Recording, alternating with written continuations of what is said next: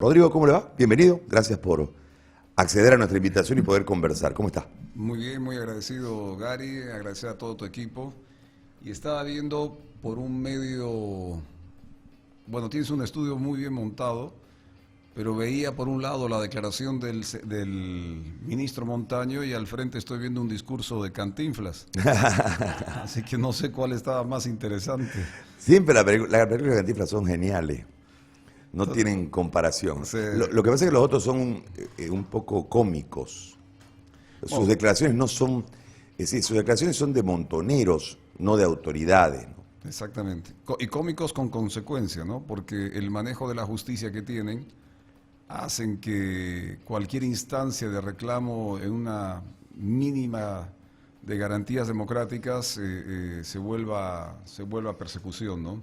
Pero bueno, hay que estar para lo que hay que estar y a lo hecho pecho, y creo que Santa Cruz está dando una línea extraordinaria en cuanto a una reflexión nacional, cada región con sus temáticas, pero creo que Santa Cruz ha hecho una propuesta muy interesante y más allá de contar o no contar, creo que lo que ha puesto sobre la mesa, sobre la reflexión de una verdad pronta y transparente que significa el censo, genera un debate a nivel nacional. Y no es un debate solo regional, sino es un debate nacional, que es lo interesante de lo que ha establecido Santa Cruz, más allá de los liderazgos, más allá de la institucionalidad, sino el pueblo cruceño que marca una gran diferencia, pero además un compromiso con las libertades, la unidad y la diversidad de la patria.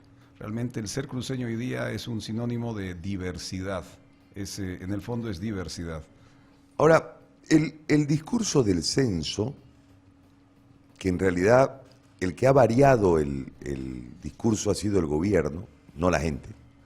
Porque el gobierno primero dice es prioridad, después dice no es prioridad, después dice es un tema técnico, luego dice es un tema de un grupo de políticos de Santa Cruz, es la extrema derecha. Empieza a variar su discurso en relación al censo, la gente tiene necesidades. Desde esas necesidades tiene una bandera en la que dice, si nos cuentan mejor, nos asignan más plata, podemos atender. Hoy hay un brote de influencia muy fuerte en Santa Cruz, por ejemplo, hay un colapso en el primero, el segundo nivel, ¿no? Y el tercer nivel en cuanto a los hospitales. En medio de todo esto, el movimiento al socialismo con una guerra que deriva en una reunión cumbre que no sabe qué pasó, y un marco de intentar aislarlo a Santa Cruz bajo el viejo discurso de separatistas, de lo uno, de lo otro. ¿Cómo analizar, Rodrigo, todo este contexto versus la realidad del ciudadano? Es decir, esto del censo debería ser un trámite, como que se vence mi carnet cada X cantidad de años y voy y hago una renovación de mi carnet. ¿Por qué me renuevan el carnet? Para seguir marcando que estoy vivo, que cuento, ¿no? Debería ser un trámite más administrativo que una guerra entre regiones, una guerra entre el gobierno y un grupo del país de 1,5 millones de personas, que se manifestó, que supera, como vos decís, los liderazgos y que marca una causa. Pero sin embargo, en este país es una lucha, es una guerra. Entonces, una vez salga el censo, vengan los datos, vamos a poner que todo salga bien como en el País de las Maravillas y estemos con los resultados del censo en 2023, luego de 120 días, todo lo que pidió el Cabildo se dé.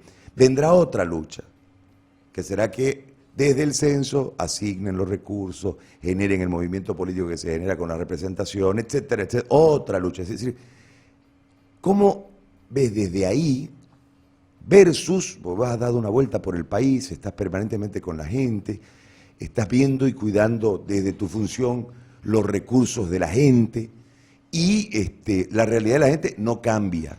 Aparece una obra gigantesca en X sitio, o el anuncio de una carretera, o el anuncio de un coliseo, o el anuncio de un tratamiento para el cáncer en Santa Cruz, con un tratamiento nuclear, etcétera, etcétera, pero la realidad de la gente no cambia. ¿Cómo ves esto que hoy vivimos versus la gente? A ver, un detalle al resumen previo de lo que has indicado del proceso del censo. Este censo tendría que ya tener decreto hace 5 o 6 años atrás, porque terminas el 2012 de hacer el censo, supuestamente tendríamos que haber tenido resultados un par de años después, máximo, y nunca hemos tenido resultados definitivos. Punto 1. Punto 2. Al no tener un decreto previo de organización del censo para el 2022, unos 4 o 5 años antes, el gobierno te dice que como hubo un golpe de por medio, se tiene que atrasar ese censo, se hace un decreto recién el año pasado y era para el 2022. ¿Por qué, después del resumen que tú has hecho, todo estaba perfecto, todo iba bien, de repente se descalabra, de repente se abre la baraja y te das cuenta que nada está organizado? Yo creo que el censo del 2022 era un censo tramposo, era un censo mentiroso, era un censo a la altura del manejo de la economía nacional. Hay 3 áreas que tenemos que analizar los bolivianos, que el gobierno está a fondo en el tema del control. Uno es la economía, otro es el control social, o sea, la sociedad y controlar el conjunto de la sociedad, y el tercer aspecto es el manejo de las Fuerzas Armadas y la policía, que son las instancias del orden y la seguridad nacional interna y externa. Estas son las 3 grandes áreas.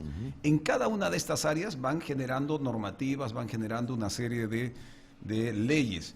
En la ley 14, y perdón que te dé estos números, porque la población tiene que saber para que no sea discurso político, sino sea con números, con decretos, con leyes. La ley 1407 es la ley que establece la conducta macroeconómica hasta el 2025.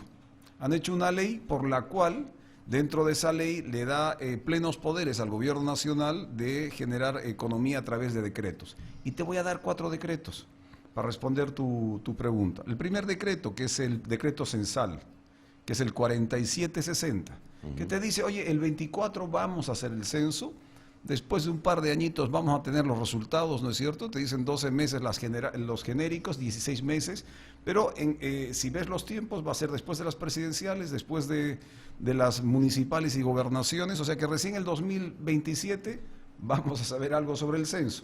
¿Qué hace esto? Posterga 5 años el tratamiento de por qué el gobierno maneja el 85% del presupuesto nacional. Porque en el fondo lo que vas a hacer después de un censo es saber cuántos somos, dónde estamos, qué hacemos, pero la pregunta fundamental que es poscensal es ¿qué queremos? Y el qué queremos afecta el manejo de recursos económicos del país. Para aquellos que tienen mayor población y necesidades, tal monto, pero para aquellos como muchos departamentos de la parte occidental que necesitan nuevos recursos para reactivar el trabajo, las necesidades de la gente, tendrán otros recursos porque vas a entrar a discutir si el presupuesto nacional se queda 85% para el gobierno nacional como está ahora y 15% para gobernaciones, alcaldías y universidades. A cambio de eso, tú entras a debatir 50-50. Oiga, gobierno, ¿usted quédese con 50? 50 para las regiones. ¿Cómo se distribuye? Por ciertas necesidades, ciertas variables, ya lo discutes. Punto 1. Punto 2. El tema del decreto 4783.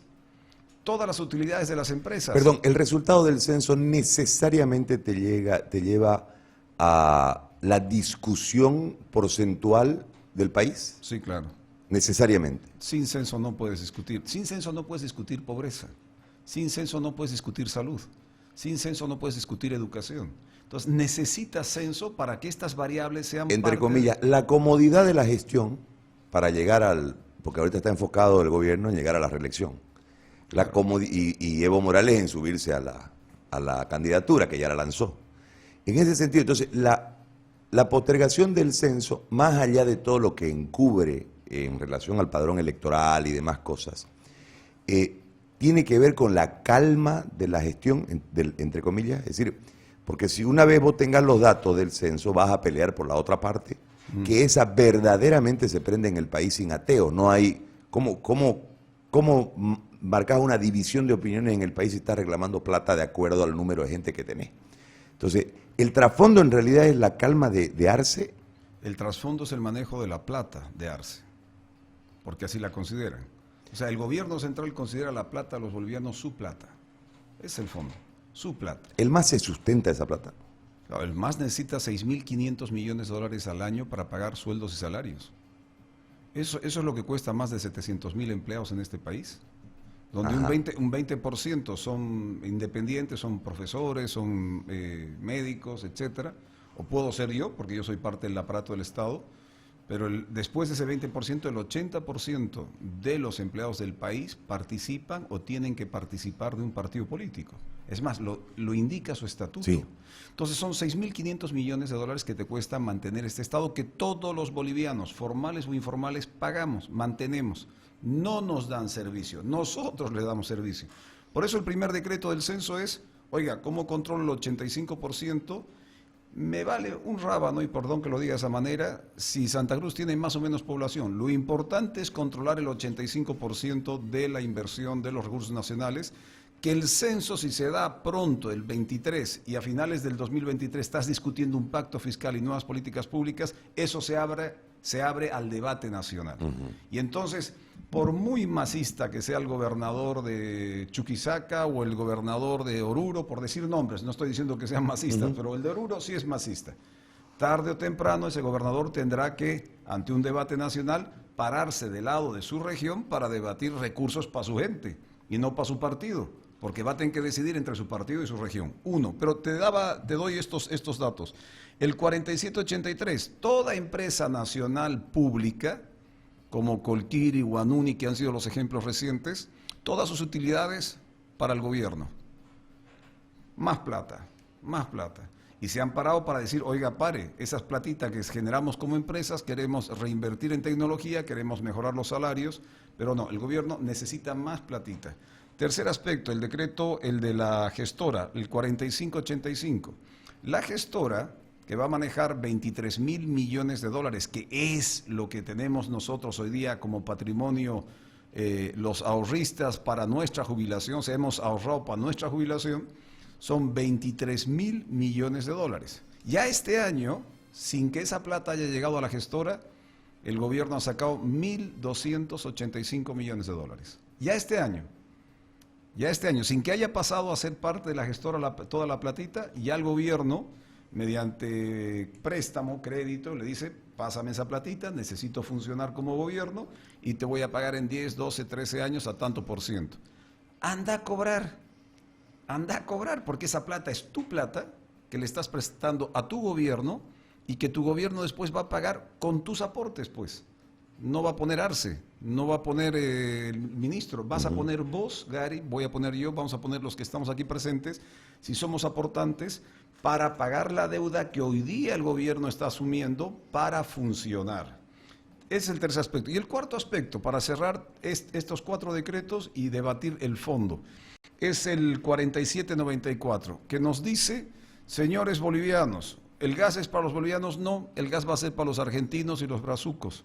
Y con esto Brasil y Argentina reciben gas porque ellos consumen harto y me pagan bien. Y ustedes bolivianos consumen poco y me pagan cuando vamos a ver que me vayas a pagar. Entonces le decimos a los bolivianos, en un año tú tienes que transitar del uso del gas para generar energía eléctrica a engancharte al sistema eléctrico que es más caro que el gas. 4 decretos, ¿para qué, Gary? Para generar recursos para el gobierno nacional, no para la gente. Esta plata no va para la salud, esta plata no va para la educación, esta plata la sacan de tus jubilados, la sacan de tu padre, del mío, de todo aquel que está hoy día siendo parte de la jubilación, para el gobierno, para sus necesidades. Esta plata le están sacando a tus hijos, porque tus hijos cuando empiecen a aportar están pagando ya las deudas que este gobierno está generando a través del uso de los recursos de la plata de los jubilados. Están usando tu plata. O sea que de aquí, si tú eres aportante de aquí a 20, 30 años, cuando te retires y digas, bueno, ¿dónde está mi platita para estar tranquilo en casa, por lo menos para hacer la compra de la canasta familiar, para tener algo que comer, porque no te alcanza, por lo que te jubilas, no te alcanza para que te atiendan en salud? En este país, la jubilación no te alcanza para que te atiendan en salud. Por eso hay gente, y comentaba con un buen amigo, de que hay algunos que el padre está pues haciendo fila de 5 o 4 de la mañana para que le den una ficha para de aquí a 2 o 3 semanas lo atiendan, ¿no es cierto? Porque la platita de tu jubilación no te da para ir a un médico privado o de ir que te atiendan de buena manera, tienes que ir a una instancia pública que igual no te puede atender. Entonces, Todos estos recursos, si te das cuenta, no son para atender a la gente, sino para atender los más de 700.000 empleados que tiene el gobierno nacional en función de mantener un poder económico que son los 6.500 millones de dólares que cuesta sueldos y salarios cada año el partido de gobierno. ¿Estamos endeudados, decías? Sí, pues debemos 26.000 millones de dólares, ¿no? Y por primera vez en la historia, Gary, la deuda interna es mayor que la deuda externa.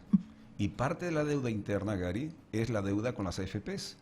Plata de los jubilados que hemos agarrado y que hemos gastado como gobierno y estamos diciendo en 10, 15 años te voy a pagar AFP para que cuando Rodrigo o Juan o Pepe se retire tenga su platita garantizada. Oiga, de aquí a 10, 15 años cuando yo me retire voy a ir a la gestora supuesta creada por la ley 065, le voy a decir, bueno, quiero mi platita. ¿Y sabe qué me va a decir la gestora? Se la gastaron en el gobierno de Arce.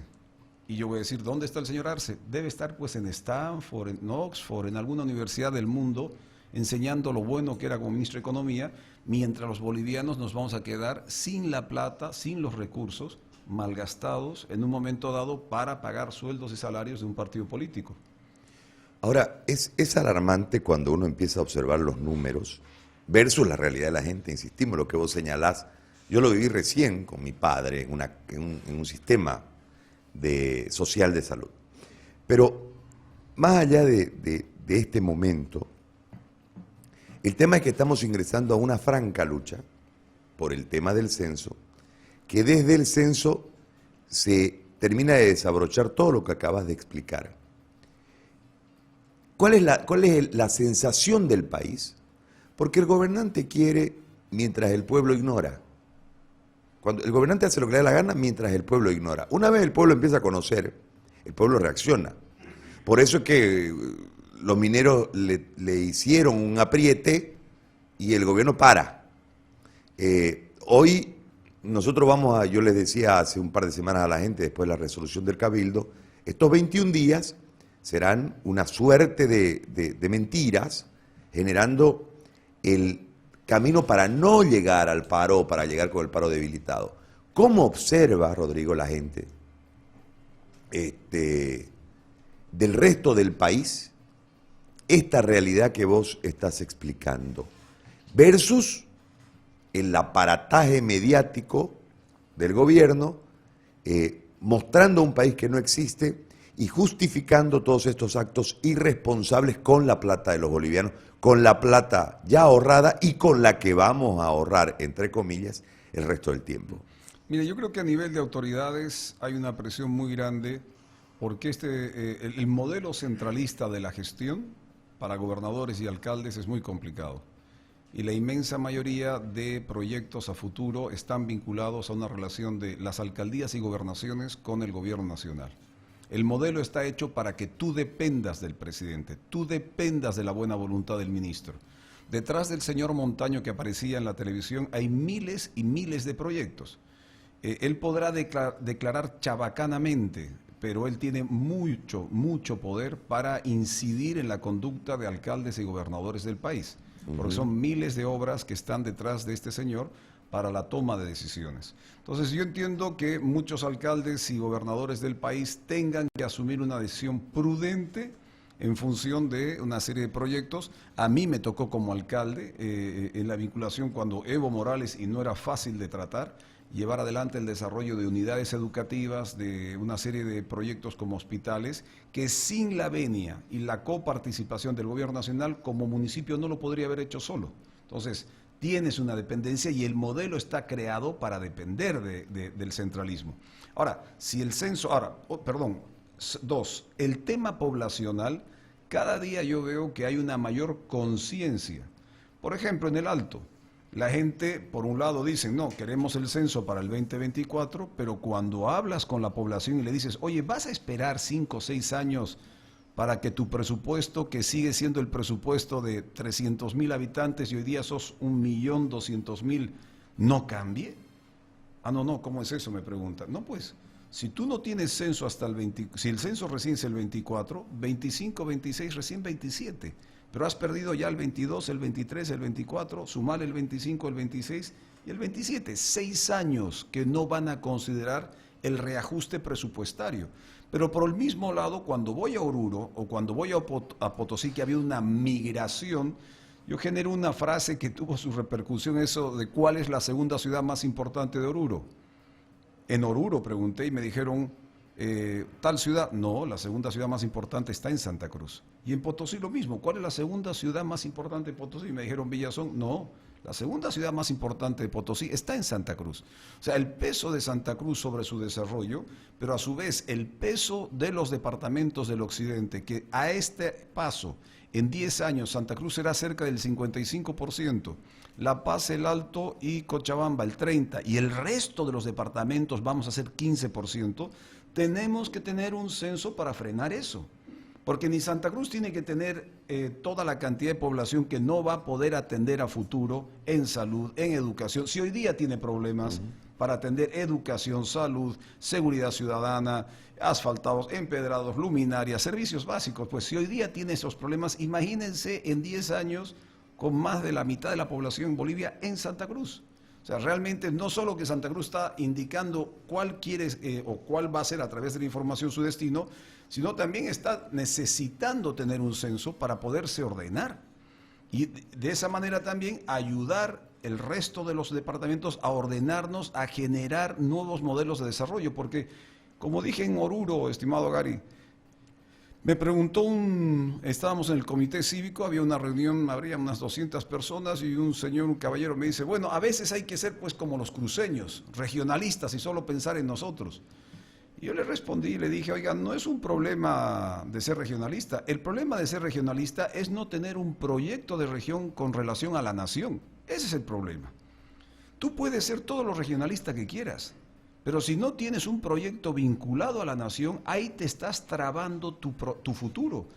Y eso es lo que tenemos que resolver con Oruro, y eso es lo que hay que resolver con Potosí, eso es lo que hay que resolver con Tarija, con el resto de los departamentos, porque evidentemente Santa Cruz tiene un modelo establecido agroindustrial, tiene una serie de visión sobre los servicios que quiere generar a futuro en cuanto a ser atractivo para empresas privadas que se vengan a instalar a Santa Cruz. O sea, tiene una serie de instancias y visiones a desarrollar. El problema no es el cruceño, el problema es cómo cada uno en nuestras regiones resolvemos como región ser parte de la nación. Entonces, dicho esto, sin censo no puedes resolver ese problema. Sin censo no puedes resolver ese problema. Y sin censo no podemos decirle a los hermanos orureños o potosinos o algunas de otras regiones, oiga, ¿cómo encaramos nuestro futuro con políticas públicas abiertas? Pero además, ¿cómo le decimos al presidente y a este gobierno, ya basta pues del 85%, vamos al 50-50, vamos a redistribuir de otra manera? Ese 50 en Oruro se utilizará de una manera, en Potosí de otra, en Santa Cruz de otra, pero repartamos los recursos en función de proyectos claros y bien establecidos, y eso solo se puede, querido Gary, consenso. No se puede hacer antes, no se puede hacer antes, es consenso, necesitas la información.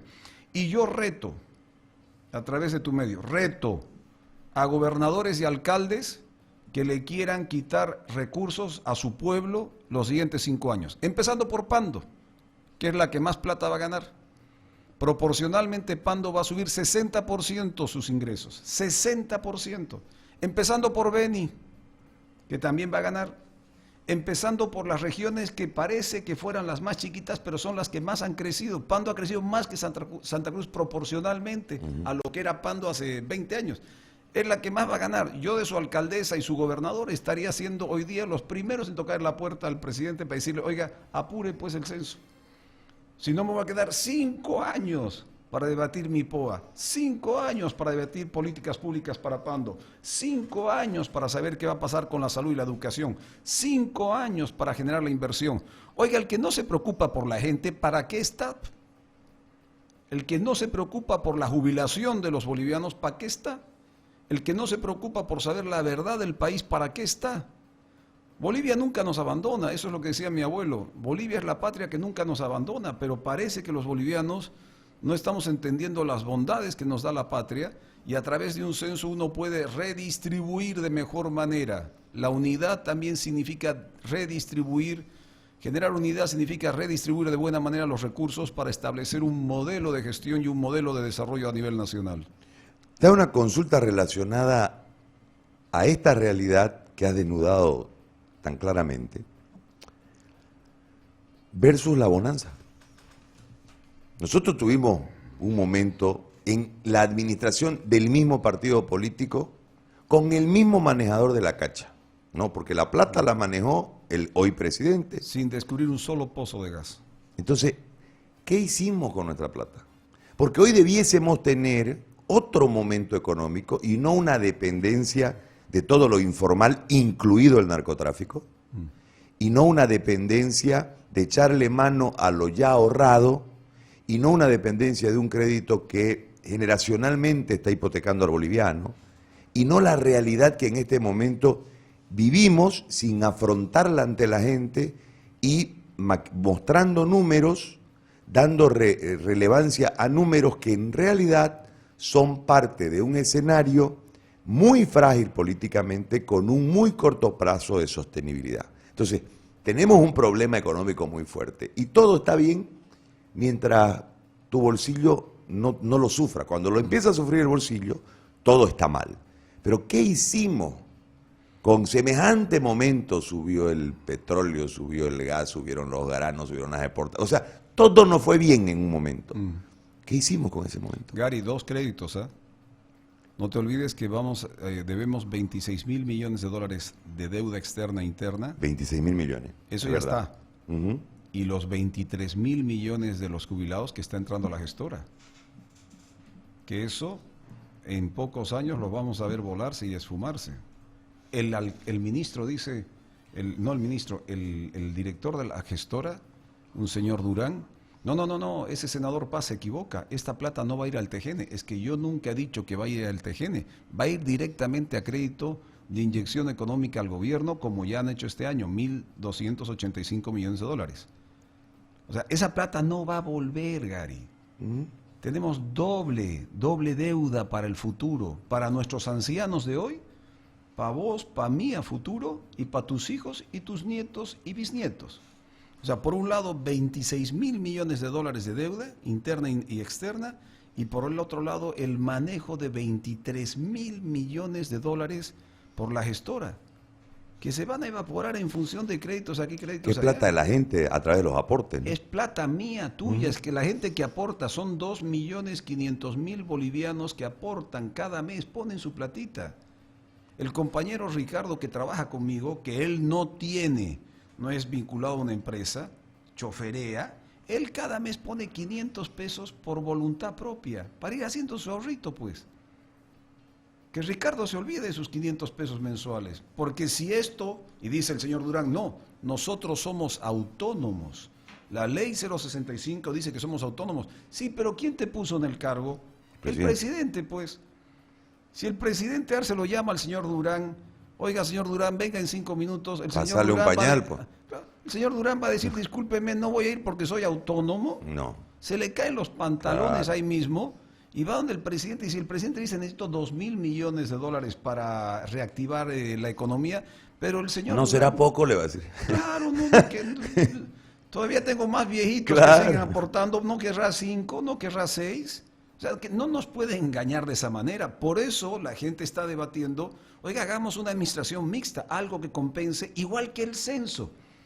El problema del censo es que nadie le cree al INE.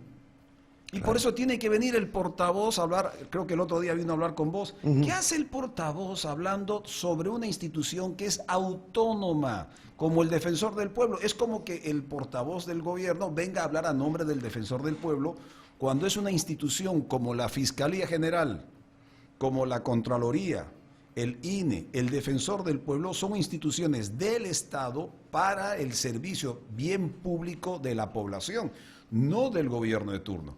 Pero estos hablan como propiedad. Oiga, es mi defensor, es mi contralor, es mi fiscal general, es mi INE. Entonces yo vengo a hablar a nombre del INE. Dicho esto, 55 mil millones de dólares es lo que ha generado los hidrocarburos. Eso es lo que generó los hidrocarburos. Y la economía que se estableció durante los 14 años del presidente Evo fueron 310.000 millones de dólares. Eso es lo que generó Bolivia, 300. Algo impensable. Jaime Paz, el año 91, tuvo como presupuesto nacional 570 millones de dólares. 570. Y entre la gobernación de Mario Cosillo y Lino Condori hubo cerca de 4.000 millones de dólares en Tarija. Es una locura. O sea, es una locura la dimensión de lo que hemos generado. Ahora, los costos son diferentes. El Pozo San Alberto, que se descubrió el año 91, si no me equivoco, el romper la línea de los 4.500 metros de profundidad para llegar a la burbuja, y ese pozo descubrió el gran bloque de Aguamampampa, costó 14 millones de dólares que sacaron de todas partes, sacaron platita de acá, de un departamento, del otro, porque eso era la visión de generar un proyecto nacional vinculado a los hidrocarburos. Y ese mismo gobierno firmó los acuerdos con el mercado del Brasil. Cuando vino Sánchez de Lozada ya había mercado del Brasil, ya había gas, y lo que había era que culminar el gasoducto y culminar ya la conectividad hacia la Argentina. Oiga, se acaba todo ese esfuerzo, llega Evo Morales, le sube los precios y tiene 55.000 millones de dólares sobre pozos que no descubrió uno, ningún nuevo bloque a nivel nacional, ¿no es cierto? Y con los conductos ya, los gasoductos ya establecidos y conectados con la Argentina y con Brasil. O sea, mercados garantizados, vías de conectividad garantizados y el producto garantizado. Mucha suerte, oiga, mucha suerte. Y para colmo, Bolivia tenía una deuda cerca de 5.000 millones de dólares, cerca de 5.000 millones, y por el proyecto HIPIC más otros tratados que se habían establecido previamente, la deuda baja a 2.300 millones de dólares. Evo Morales recibe el país con una deuda externa de 2.300 millones. Al cabo de 14 años, más los que suma el presidente Arce, tenemos una deuda de 26.000 millones de dólares, no tenemos producción gasífera, generamos un decreto donde dice el 4794, oiga bolivianos, ustedes ya no pueden consumir como empresa, ahora se conectan a la electricidad y este gas, el poco que nos queda, gas hay, pero el poco que sale a la superficie se lo vendemos a Brasil y a la Argentina. ¿Qué tal? Después de 14 años, esa es la conclusión, a eso hemos llegado. Es decir, desapareció la chancha, la máquina de hacer chorizo y los 50. Y le vas a robar al viejo. Le vas a robar al viejo. Lo digo simbólicamente. Le vas a meter la mano al jubilado. Vas a bolsiquear al jubilado. Ahí están 23.000 millones. 23.000 millones, date cuenta, Gary, es la mitad, casi la mitad de lo que se produjo en gas 14 años. No es poca plata. Hicimos 55.000 millones, generó el gas en 14 años. Y tienes casi la mitad en el ahorro de los jubilados. A eso le estás yendo. O sea, matás como lo que acabas de decir, ¿no es cierto? Le has pegado a la chancha. La chancha, la máquina de hacer chorizo y los 50 pesos. Y ahora, cuando no tienes nada, dices, ¿dónde están los ahorros del abuelo? Ah, ahí están los ahorros del abuelo. Venga, los ahorros del abuelo. Y estás metiendo mano a lo que tu abuelo, los ancianos de este país, los jubilados de este país, los ahorristas para su retiro a futuro, han trabajado durante 20, 30 años. Bueno, ahora que me he gastado toda la plata, me he chupado todo el tema del gas, ahora que, perdón que lo diga de esta manera, ahora que estoy de chaqui, bueno, pues la siguiente fase para curarme el chaqui y seguir viviendo como gobierno y como partido político es echarle la mano al jubilado, olvidándome de su destino en salud, educación, olvidándome de sus necesidades básicas, no. Esta plata tiene que seguir para funcionar este aparato que me cuesta 6.500 millones de dólares cada año. Cada año. No, pues Gary, o sea, creo que hay un formato, te escuché el otro día decir al caballo antes de treparlo, antes de montarlo, hay que sobarlo. ¿No es cierto? Y el gobierno ni siquiera está tirando sobada. Lo que está es violentando a una sociedad a través de estos decretos, que lo único que hace es, a la necesidad de raspar la olla, es sacarle plata, bolsiquear a los bolivianos para sus necesidades. El gobierno no está trabajando para el pueblo, está haciendo trabajar al pueblo para el gobierno. Y eso hay que decirlo con claridad. Se enojan, nos corretean, nos meten procesos, lo que sea. Bueno, si uno no lo dice, lo dirá otro, pues estos creen que callando la boca de uno no va a parar otro y decir, oiga, esto es injusto. Por lo menos siéntense a dialogar. Por lo menos hablemos, pues. O sea, nos tratan como a sonsos. Dile al sonso que es fuerte y lo verás pechar, pues, como dicen en Tarija. Bueno, pues, nos están tratando como a sonsos. Realmente nos están tratando con una suerte de mirarnos desde arriba y de mala manera, poco humilde. Es un gobierno poco humilde en su sentimiento, en su sensibilidad. ¿Cómo le van a echar mano la platita de los jubilados? Yo creo que eso ya es el colmo, y yo creo que el pueblo tiene que, los diferentes sectores, fabriles, médicos, magisterio, mineros, que ya lo han hecho a través de Guanón y Culquiri, el pueblo en general tiene que indignarse y pararse a exigir su derecho de poder dialogar y ser bien informado, igual que el censo. Yo por eso ahí me dicen, oiga, ¿usted parece el embajador de Santa Cruz? No, yo no soy el embajador de Santa Cruz, yo soy uno más que lucha por saber la verdad, y Santa Cruz está luchando por saber la verdad a través de un censo. ¿Esa es la línea? Con el gobierno que describí, que es la realidad. Gobierno insensible, gobierno orgulloso, despilfarro, prepotencia. O sea, el único camino que queda es el de la lucha. Y la lucha, hasta que se robustece, siempre tiene un camino donde pareciese que va a perder la mayoría. Una vez se robustece la lucha, vos te das cuenta, es saber contar. Un día yo hablaba con un policía y el policía me decía que para él todos eran sospechosos. Porque yo le decía, ¿por qué me parás? Si yo tengo la garantía no porque sean las 11 de la noche y estoy circulando en la ciudad, ¿por qué me parás? Me dice, para nosotros todos son sospechosos. Digo, está mal, pues. Pues no puedo ser yo sospechoso si no hay ningún crimen, no hay nada. Por circular soy sospechoso. Entonces, como que yo te diga, le dije que como ustedes tienen algunos de los altos mandos policiales metidos en el narcotráfico, todos son pichicateros. ¿No es así? No, pues. Entonces, entramos en una discusión en ese sentido, y él me dice en un momento dado, nosotros tenemos que someter a la gente. En la locución callejera de un policía de moto. Y le digo, no saben contar, ¿no? ¿Cómo? No saben contar, pues. Ustedes son 6.000 aquí. Y nosotros tenemos 3 millones en este departamento. ¿Cómo no vas a someter? La gente se somete por conciencia, no por fuerza. O sea, sabemos nosotros que la policía es parte del cuidado interno y que entre todos debemos cuidarnos y que ustedes son la referencia en caso de delito. Pero no es porque les temamos, no se confundan. Entonces, cuando nosotros vamos abrazando una lucha hacia la calle y vienen estos matices, la primera reacción, con declaraciones como la del ministro, como la de Montaño, etcétera, es que, pucha, va a estar feo, ¿no? Y la primera reacción de las madres es, ay, papito, no salgas a los pelados de 20, 21 años que todavía viven en sus casas. Pero el segundo, tercer día, anda, lleva esto. Y se va robusteciendo. Con todo lo que vos marcás. Es decir, el gobierno no va a parar. No le va a poner fecha, lo politizó, lo dilató, está apostando a seguir dilatando para que llegado el momento salgan y digan, no hay los plazos cuando ya de verdad, por un tema tiempo, no por un tema técnico, porque dejaron pasar el tiempo, no haya tiempo para hacer el 2023 y sea hacerlo en 2024. Ese es un lado. Por el otro lado, está disfrazando todos los problemas económicos que tenemos con ciertas acciones y ciertos discursos. Parte de esa, en un momento vinieron con espejitos de colores y terminaron descuartizando. Es decir, el precio del oro no fue suficiente, terminaron descuartizando. Eso es lo mismo que va a suceder acá con los que están entregando la lucha de la gente. Desde esa perspectiva, te planteo la consulta, y perdón por el contexto. La gente está para terminar de luchar pese a todos los temores que antes de la lucha, esa es tu percepción, porque yo estoy aquí, pues.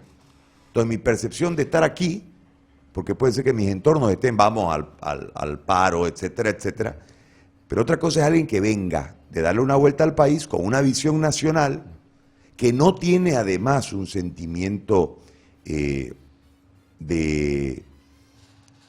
identificación por el sitio donde naciste, sino por la causa, que es diferente, porque aquí se hizo un factor de regionalismo también muy fuerte, fomentado desde el gobierno. En ese marco, ¿cómo ves la gente para esa lucha? Que yo creo que es el inicio de las grandes luchas que vienen para recuperar la dignidad del pueblo boliviano. Mira, ayer metieron a la Sole en la cárcel. Es un mensaje para meter miedo. Al comité cívico, al presidente lo encierran en su casa para meter miedo. En el caso de la Sole dicen, ¿cómo pues un mes? Métanle 6 meses. O sea, en Bolivia ya no te puedes defender ante la justicia si no te meten a la cárcel. Pero no es un tema de la Sole, es para mandar un mensaje a todos los políticos y a toda la dirigencia nacional, sigan así, que van a acabar así. Ahora, para mí, y la sensación, yo no sé si el gobierno se está dando cuenta, la gente cada vez está agarrando un cabreo contra la institucionalidad tremendo. O sea, a la Sole la puedes meter a la cárcel, pero al feminicida con 2 whiskies y un par de dólares sale a la calle sin ningún problema. Oiga, ¿por qué yo voy a hacer caso a esta justicia que lo único que hace es ajusticiarme? O sea, todo el día me ajusticia, todo el día me ve sospechoso, como dices vos, del policía. Policía que vive en un vecindario de esos 3 millones de habitantes, que es también vecino. La policía se la tiene que pensar 2 veces, porque si hay algo que nace del ejercicio de la ciudadanía es nuestra Policía Nacional. Que no se olvide la policía que ellos no se deben a un partido político, se deben a su pueblo, y la Policía Nacional siempre estuvo al lado de su pueblo. Pero si abusas, te van a abusar, y cuando el pueblo reacciona, reacciona con vehemencia. Cuidado, el pueblo ya se canse de hacer caso a esta justicia nacional, justicia elaborada para perseguir, para callar, para liberar a los maleantes. Aquí hay buenos jueces en este país, hay buenos fiscales y hay buenos policías. Desgraciadamente gobiernan los malos jueces, los malos fiscales y los malos policías. Y lo digo con plena seguridad de mis actos. Reafirmo cada una de mis palabras. Ahí me dice, Rodrigo, deja de hablar de jueces, deja de hablar de fiscales, porque te van a perseguir, te van a meter. Si ya me están metiendo los procesos, como decimos en Tarija, esto es a la banda o al infierno, y no contra un gobierno, sino en favor de la democracia nacional. Oye, pelear por el censo no es estar en contra de un gobierno, es estar a favor de la democracia. Pelear por los jubilados para que no les no les bolsiquen los 23,000 millones, no es pelear contra un gobierno, es pelear en favor de los derechos del pueblo de Bolivia, que van a jubilarse y van a darse cuenta que no hay recursos. Pelearse por la industria nacional, que hoy día va a tener que pagar una electricidad que es mucho más cara que el servicio del gas, porque hemos sido incapaces como gobierno durante 16 años de generar nuevas energías alternativas, y le tengas que cargar al pueblo ese cobro de tu incapacidad. ¿Y cuándo nos va a devolver la plata el gobierno? ¿Te acuerdas ese decreto de... ¿cómo era? No, 4x1. Que del IDH te sacaban una plata 4x1. Eso. ¿Cuándo nos va a devolver esa plata a los municipios? Pues, o sea, la única que devolvió algo, pero además inducido, fue en el gobierno de la Áñez. En el caso de Tarija, vino el ministro y dijo, Rodrigo, yo era alcalde, al gobernador que era Oliva, mire, 4x1, usted pone $1, yo le devuelvo 4. $1, yo le devuelvo 4. Oiga, parecía buen negocio, ¿no es cierto? 1 por 4, perfecto. Entonces llegó eso y teníamos... ¿no? Le sacó plata al IDH ahí el gobierno del MAS, ¿no? Claro, nos iban sacando, por $1 que nos sacaban del IDH, nos devolvían 4. Cuando pillen petróleo o cuando pillen gas. Ese era el negocio, ¿no? O sea, era un modelo de inversión con recursos municipales que de 10 pozos, que por darte por darte un ejemplo, de 10 pozos que iban a intentar, 3 o 4 iban a ser seguros, por ende tenías retorno asegurado. Bueno, lo único que nos devolvieron, tenían que devolvernos cerca de 360 millones de bolivianos en los primeros 3 años. Nos han devuelto 40 en el gobierno de la Áñez. Para la pandemia. Para la pandemia, lo puedes utilizar en esto. Buscaron la platita del Banco Central, nos devolvieron eso y se utilizó para eso, pero no tuvimos libre disponibilidad, que era la apuesta, porque ¿cuál era la idea como alcalde? Oiga, si voy a recibir, si estoy poniendo $1 y me devuelven 4, iba a ser cerca de 360 millones de bolivianos disponibles, con eso puedo apalancar 1.000, 1.500, 2.000 millones de bolivianos para obras para la ciudad. pero nunca nos han devuelto. Y la vez que nos devolvieron algo, que fueron cerca de 40 millones, nos dijeron es para esto, esto y esto. ¿No es cierto? O sea, no nos dieron libertad de disponibilidad de estos recursos. Entonces, o sea, este modelo de gestión ya no da más.